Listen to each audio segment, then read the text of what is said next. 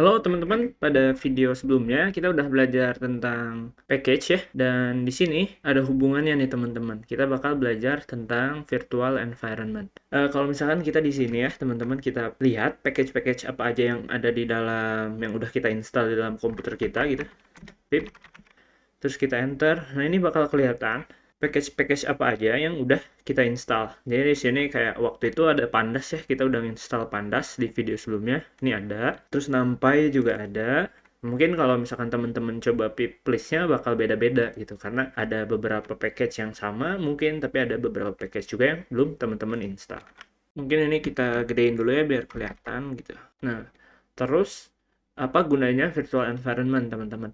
Jadi gini, misalkan kita mau bikin proyek ya, tapi proyeknya itu misalkan butuh Pandas, misalkan ya, ini Pandasnya kan versinya ini versi 1.2.1 ya, saya install di komputer saya. Tapi ternyata di suatu proyek ini kita perlu nge-install Pandasnya di versi 1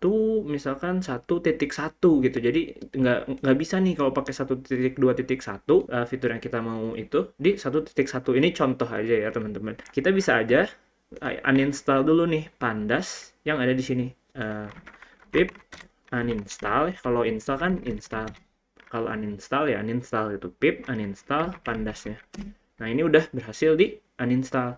Nah, sekarang kita mau install Pandasnya yang versi 1.1 misalkan. Pip install Pandas. Nah, sama dengan versi berapa yang mau kita install. Jadi saya mau installnya 1.1 misalkan. Nah, ini udah nginstal Pandasnya sekarang di komputer kita, Pandas versi 1.1. Nah, kalau kita pip list lagi nih, Pandasnya itu bakal 1.1. Nah, terus misalkan projectnya itu udah selesai nih yang pakai Pandas 1.1.0-nya. Terus kita pengen install yang terbaru lagi gitu Pandasnya. Berarti kita harus uninstall lagi ya. Berarti harus pip uninstall Pandasnya ya. Terus baru kita install lagi Pandasnya. Pip install Pandas. Nah, ini kalau kita nggak spesifikasiin versinya, teman-teman, ini bakal nge-install yang paling terbaru. Nah, ini kita install. Nah, ini udah ke-install yang Pandas 1.2.1-nya. Lebih cepat karena udah ada cache-nya ya. Ya, ini baru satu package doang gitu Pandas. Gimana kalau misalkan ada 100 package yang kita pakai yang diinstal? Masa kita harus install satu-satu 100 biji? Nggak mungkin ya teman-teman. Nah, itulah gunanya virtual environment. Gimana cara pakainya virtual environment teman-teman? Gini, jadi ya kita ketikin komennya gini, Python ya min-m gitu venv.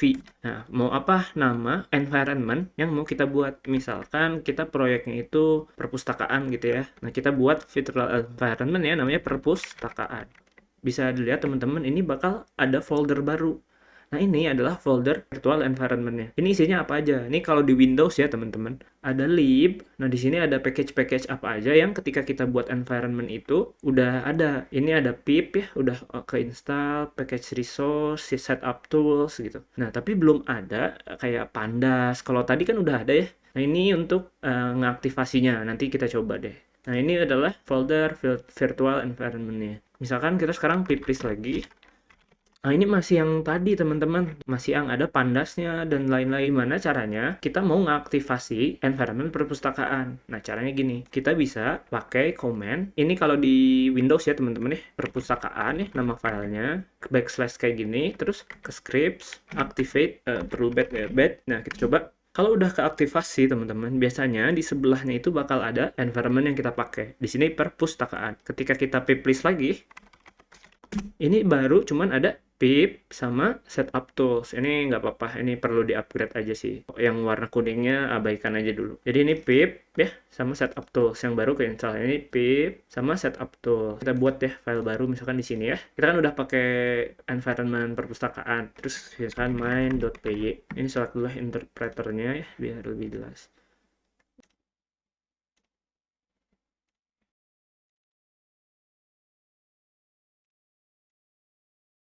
Ini abain dulu. Jadi di sini kita pilih interpreternya yang perpustakaan. Misalkan kita kemarin udah install Pandas ya, import Pandas gitu ya, pd kayak gitu. Jadi kita manggilnya pakai pd ini. Nah, terus kita jalanin filenya python min.py. Nah, ini nggak akan dikenali teman-teman Pandas itu karena kita berada di environment perpustakaan. Kalau mau install kayak install biasa aja teman-teman. Jadi kita tinggal pip install Pandas. Nah, tapi ini harus dipastiin environment perpustakaannya udah aktif kayak gini, teman-teman. Kayak gitu. Ini bakal nge-install versi yang terbaru. Nah, udah ke-install ya. Dan kalau kita pip list sekarang, nah Pandasnya udah ada teman-teman, ini di environment perpustakaan, udah ada. Kalau misalkan kita lihat juga di sini nih, library-nya ya, nah udah ada Pandasnya teman-teman. Kayak gitu. Jadi kalau sekarang kita jalanin file main.py-nya, bisa jalan ya, jadi nggak error Pandasnya karena udah keinstall. Ini kan berarti versinya 1.2.1. Nah, kita coba ya pip uninstall dulu ya perpustakaan, misalnya mau pakai yang 1.1 Pandasnya. Nah, terus kita install install Pandas tapi yang versi 1.1. Nah, ini udah ke uninstall ya, kayak gitu. Udah ke install yang 1.1. Cek dulu deh pip listnya. Nah, ini di 1.1 ya. Nah, ketika kita keluarnya gimana caranya dari perpustakaan biar ke environment yang pusatnya gitu. Nah, itu tinggal ketik deactivate. Ini udah keluar dan ini bakal ke environment asal. Dan ketika kita pip list, ini Pandasnya masih yang 1.2.1. Jadi kita bisa bikin berbagai macam environment, teman-teman. Bisa bikin banyak banget environment. Bisa setiap project itu kita bikin environment baru dan kita sesuaikan package-package-nya itu versinya sesuai dengan kebutuhan kita. Kita aktifasi lagi perpustakaan, scripts, terus activate. Oke, kita bersihin dulu. Nah, teman-teman, gitu tentang virtual environment. Nah, ada satu juga teman-teman yang penting. Jadi gini, kita ingin teman kita yang beda komputer ingin juga menggunakan aplikasi yang kita buat. Nah, sedangkan aplikasi ini tuh udah banyak banget teman-teman package-nya. Kalau ini kan cuma satu ya. Misalkan ada 1000 package atau berlebihan sih 1000 package. 100 package gitu ya. Nah, nggak mungkin kan teman kita tuh harus menyesuaikan satu-satu gitu. Jadi dia harus pip install Pandas, terus pip install TensorFlow misalkan, pip install Matplotlib, masa dia harus install satu-satu dependensinya?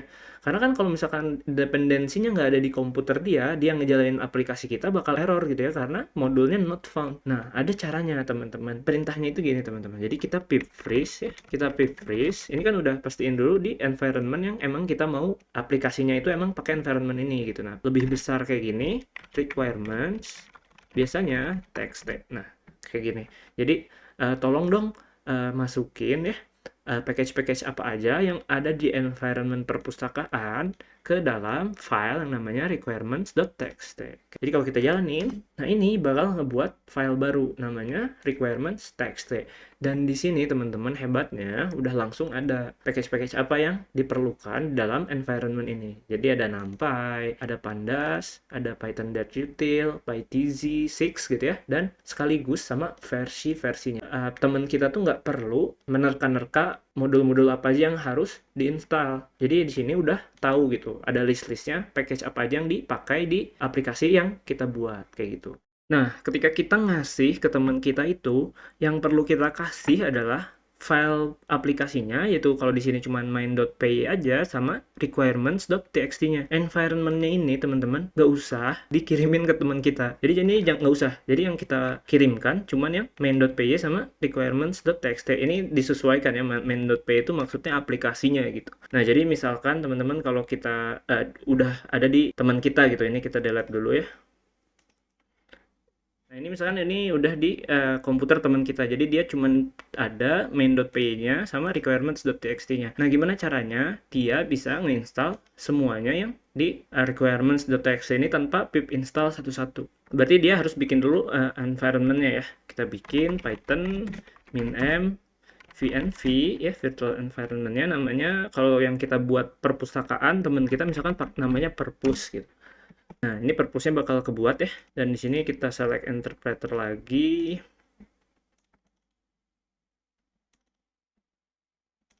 Ini belum ada ya, belum ada library-nya, belum ada gitu. Jadi belum ada Pandas. Ini kan sedangkan ada Pandas dan lain-lain ya. Kita aktivasi dulu purpose scripts ya, activate. Terus kita jalanin Python main.py-nya.